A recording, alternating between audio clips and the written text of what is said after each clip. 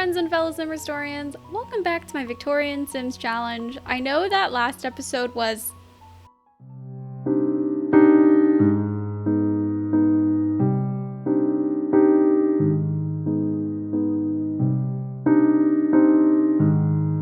a lot, but I promise we have a lot of fun things ahead of us today. So I am here with my cup of tea, ready to dive into the Jung household. So last time we played the Kings, today we are with the Jungs.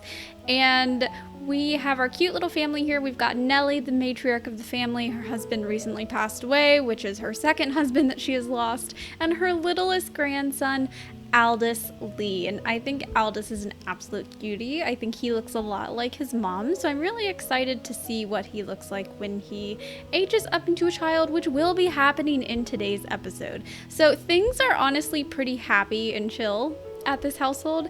Nellie is still loving the piano quite a bit, and their eldest, Peter, who is inching very close to adulthood, is also having a good time.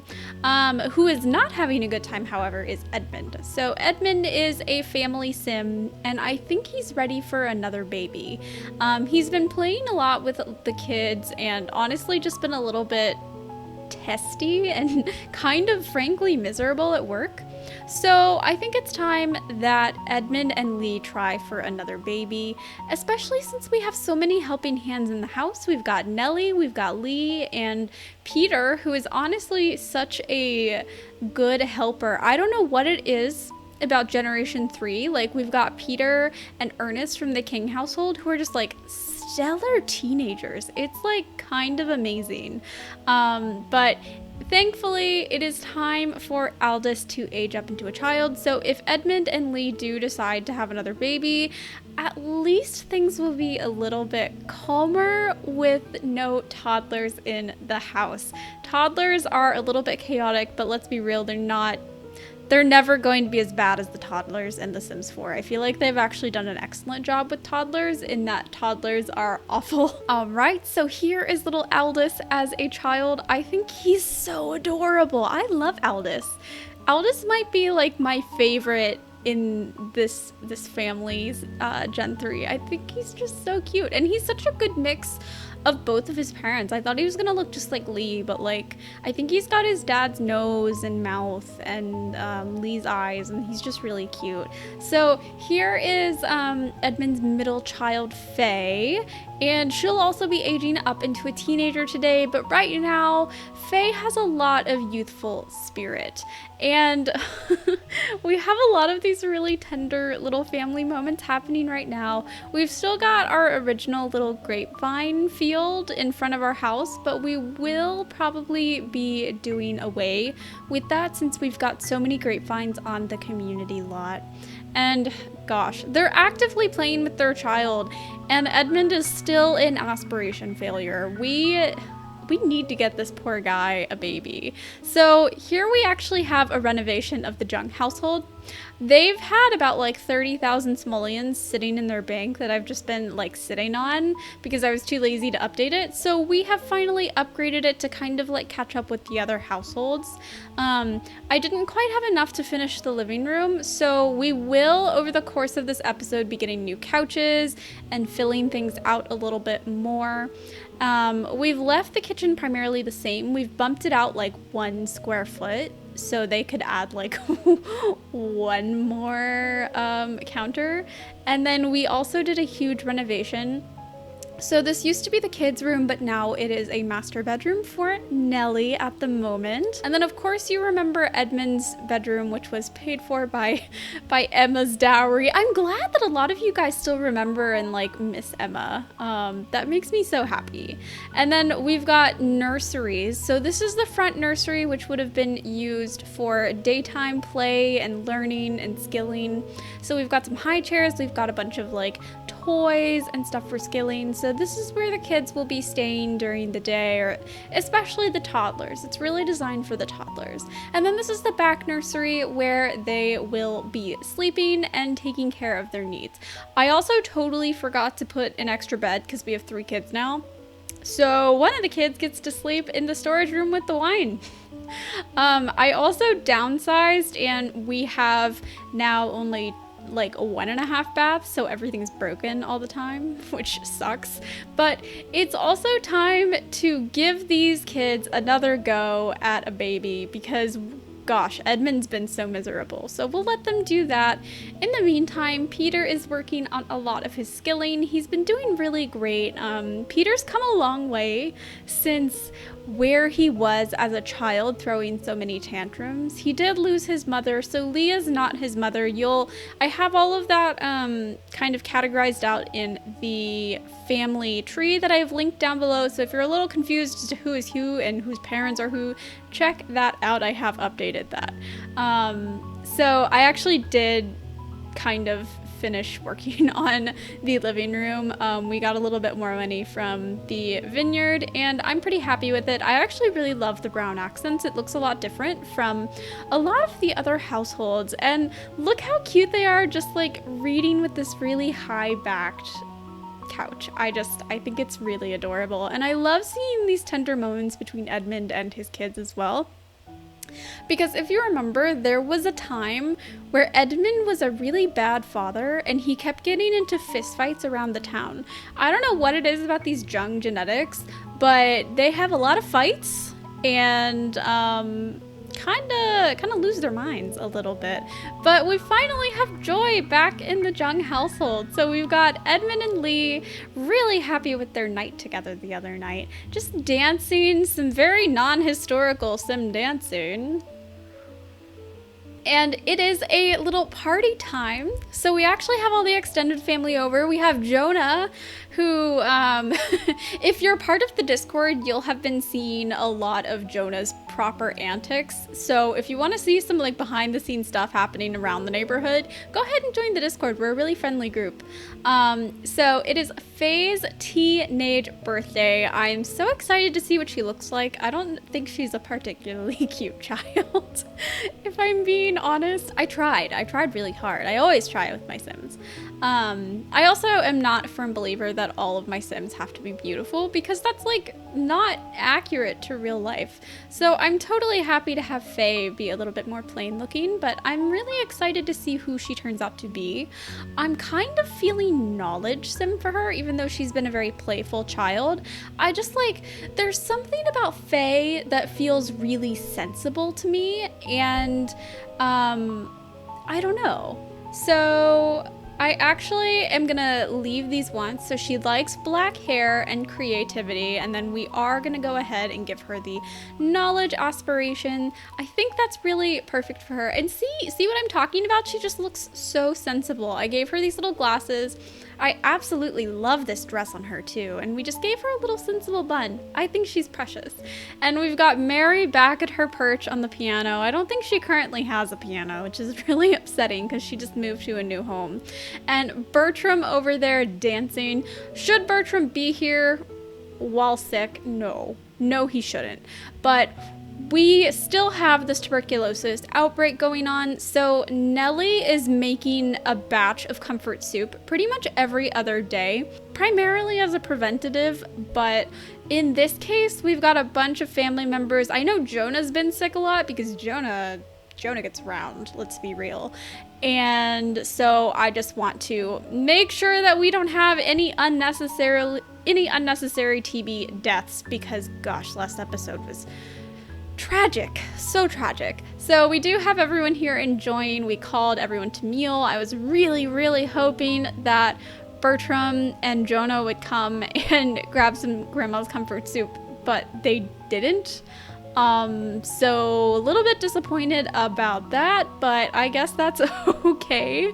We do have a Harvey here. Oh no, Mary, you're too good for this. I totally forgot that Mary and Bertram are mortal enemies. So Bertram still has not forgiven Mary for abandoning the family for a while there and just leaving without telling anyone what's going on, because the Jungs are a pretty close family and they were really worried about her for a long time. And Mary's life has been really hard since she moved out and eloped at a young age. I do feel like it's fitting that Mary would win that fight. Honestly, I'm kind of shocked that Jonah's not fighting. Lee, are you pregnant? Oh my god, I didn't actually think she was pregnant. She was like, she didn't act pregnant? She wasn't throwing up? Oh my god. Oh no, she lost the baby. She had a miscarriage. Man, I feel really bad. I would have tried a lot harder to take care of her needs if I had realized she was pregnant. So here's the deal. Lee and her hubby Edmund are both getting pretty close to their elder stage. I think they're about 6 days away at this point in the episode. So it's not exactly easy for her to get pregnant at this point. They had tried for a baby before this with no luck, so I just kind of assumed that this one wasn't working as well. You know, they have a really happy, lovely family. I know that they both are rolling once to have more babies, but at this point in their life stage, like their kids are growing up, they are creeping into elderhood. Next rotation, they will be elders. I don't think it's in the cards for them to have another baby, and that kind of breaks my heart a little bit because they're both family Sims and they both want that, but I just don't think they're there. And poor Edmund has been having a lot of breakdowns at the wine shop. Bertram stops by to support them. He's running his apothecary business down the road. Gosh, poor Edmund. I feel so bad. This is Maxine Westerfield. She is trans. I just hadn't downloaded any androgynous or appropriate clothing for her, so I have downloaded that now. Next episode, Maxine will be in a dress. Very excited for that. So here we actually have a new family in town. This is the Avery's household, and it's a really big house. It's like, oh my god, it's so big. I haven't actually finished decorating it, but I wanted to go ahead and have a little welcome party because they've been in the neighborhood for a while and I've been putting off decorating this house, and I just wanted a little bit of incentive to actually do that. So we have this little ballroom. This is a little tiny area for some country dances. I think it's actually just like the perfect size. I didn't want anything too big, you know, so I think we'll be having a lot of parties here. And this is their grand, beautiful front parlor. I am kind of obsessed with it. Did I create this myself? Yes. Am I still allowed to be obsessed with it? Also, yes. So here they are. Here's their daughter and her father, Hugo. Cornelius is already here, and they've got this adorable little side garden with a fountain. And gosh, I love these. I love these custom content skies so much. So we invite everyone over for their party.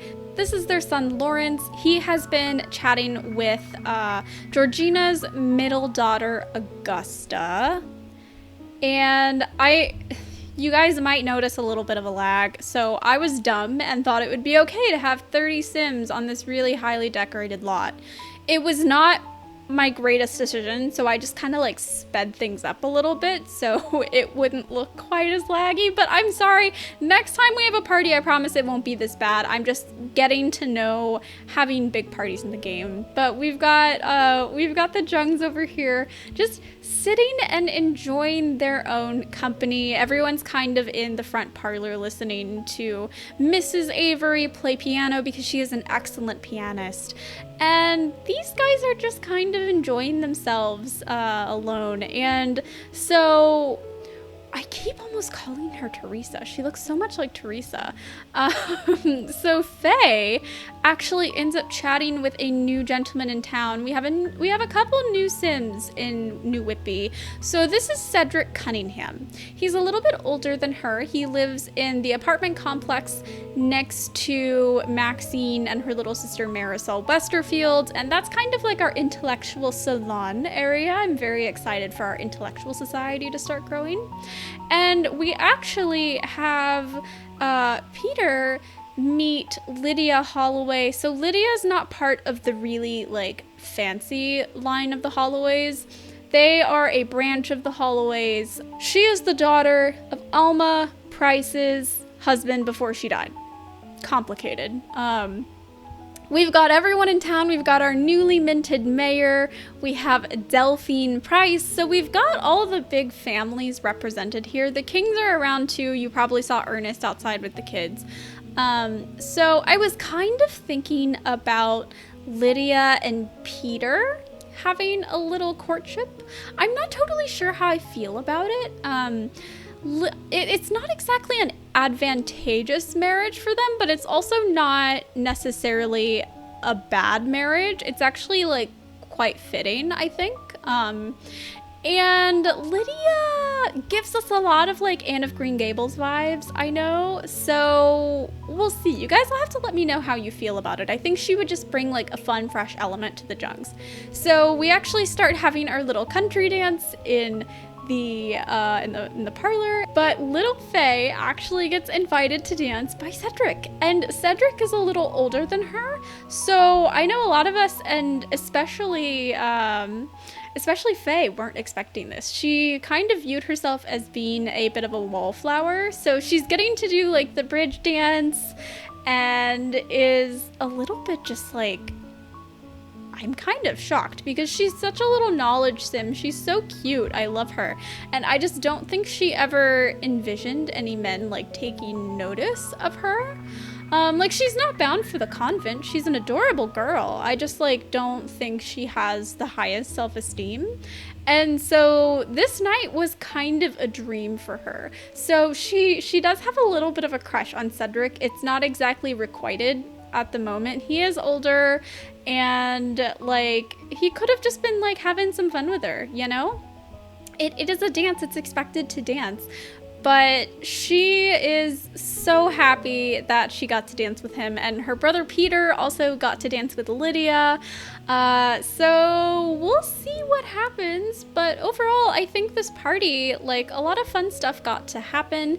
Unfortunately, it's time for everyone to head home, so party is over, everybody is saying goodbye, but hopefully we'll get to see a little bit more of Lydia soon. Probably not Cedric. I mean, let's be real, like, he kind of looks like a stud. I'm not sure that he would actually call on Faye, and Faye is still so young that it's just like, I don't think it's gonna happen, especially right now.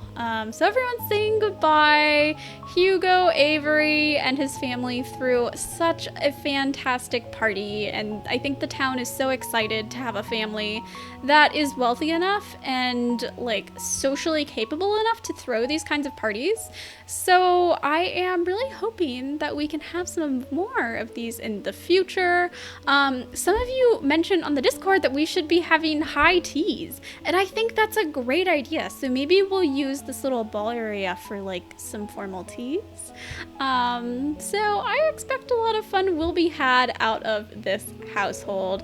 And I think it's just like really nice that the Jungs got to get out and enjoy themselves, especially because, like, you know, Nellie deserves this. She has worked so hard to not be lower class, and here she is. She's got her own wine business that's stocking the whole town, and she was one of the main families invited to the first big social event in New Whitby. So I really love that for her. And like, Lee is also just kind of like, I can't believe that I fell into this family. Like, I came here all the way from China, and now I'm getting to like partake in all of these social events.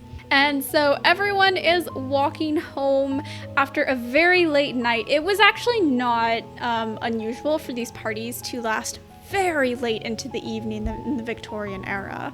So we say goodbye to the Averys for now.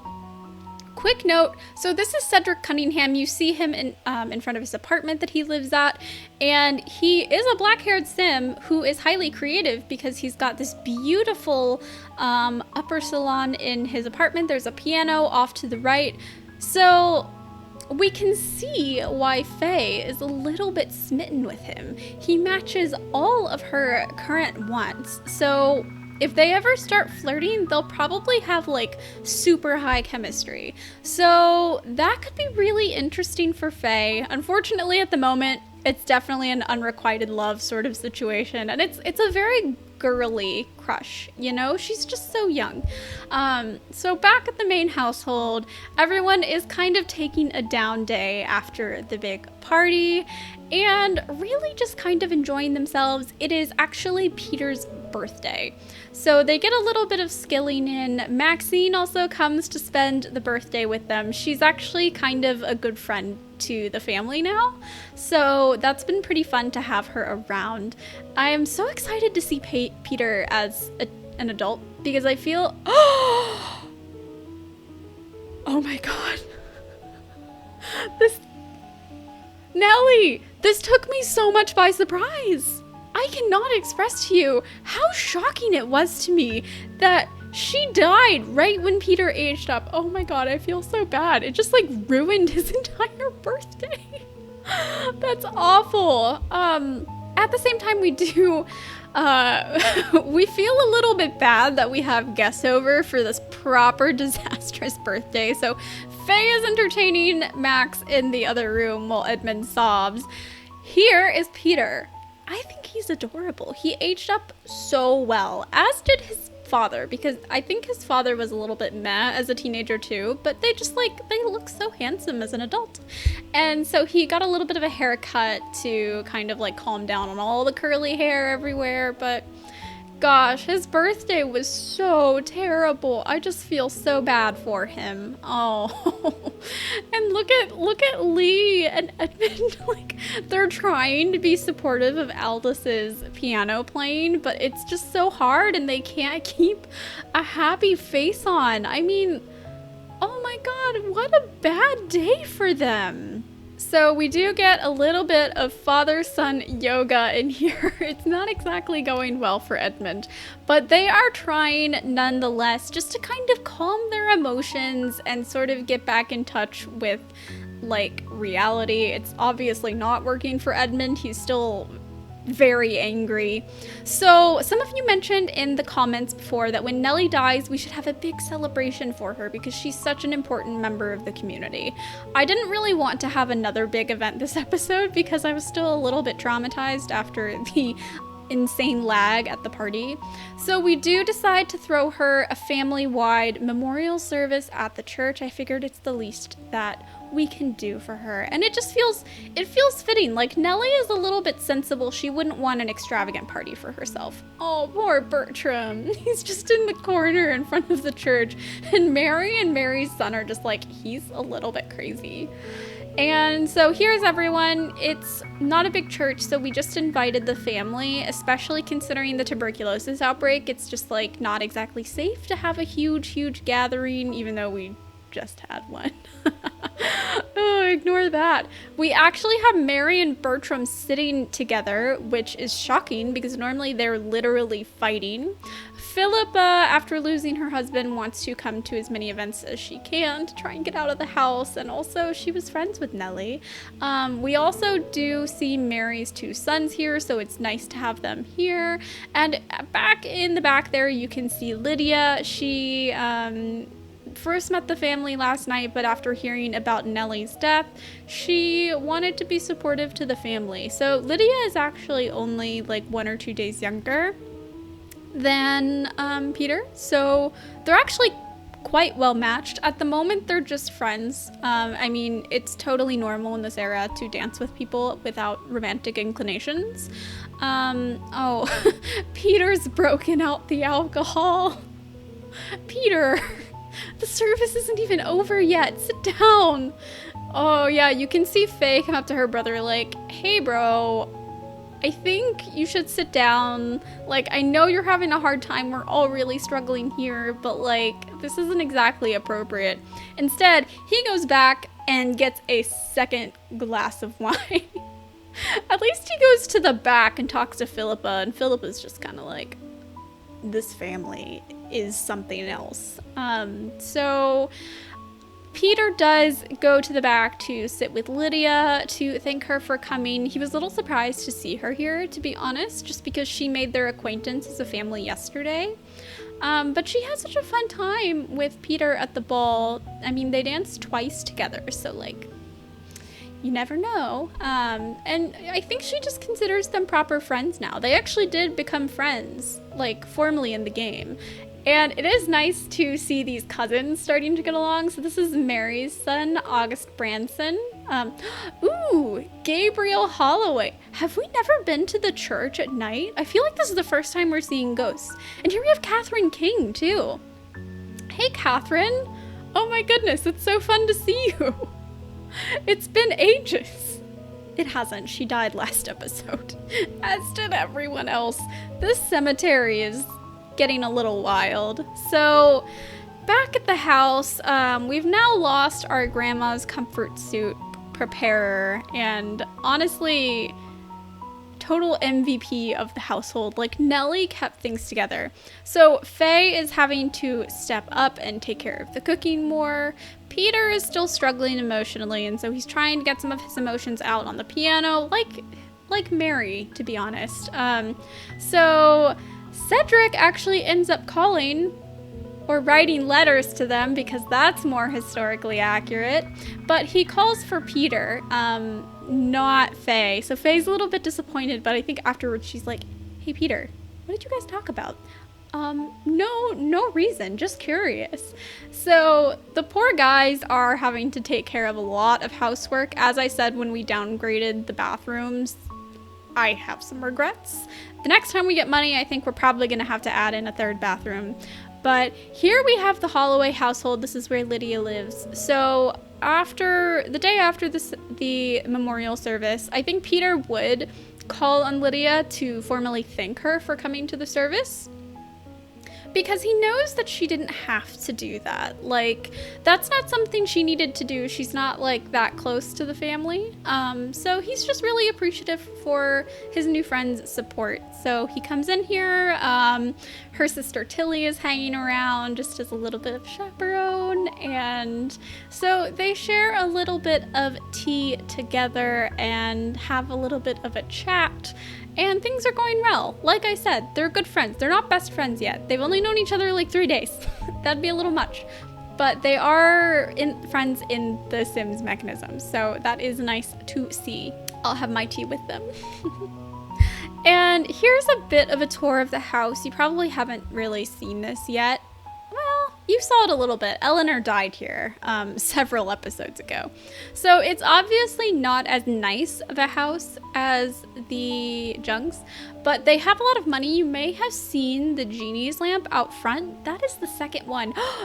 Oh, Peter has a crush on her. It's unrequited. She didn't get the crush either, which is kind of unfortunate.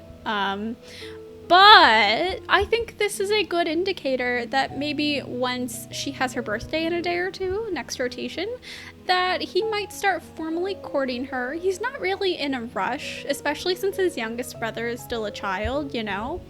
But he's definitely interested. So thank you guys so much for watching today's episode. I hope it was a little bit less exhausting or chaotic or traumatic than last episode, but I think we have a lot of fun stuff happening here. So thank you so much for your love and support. Don't forget to like and subscribe. I'll see you next time.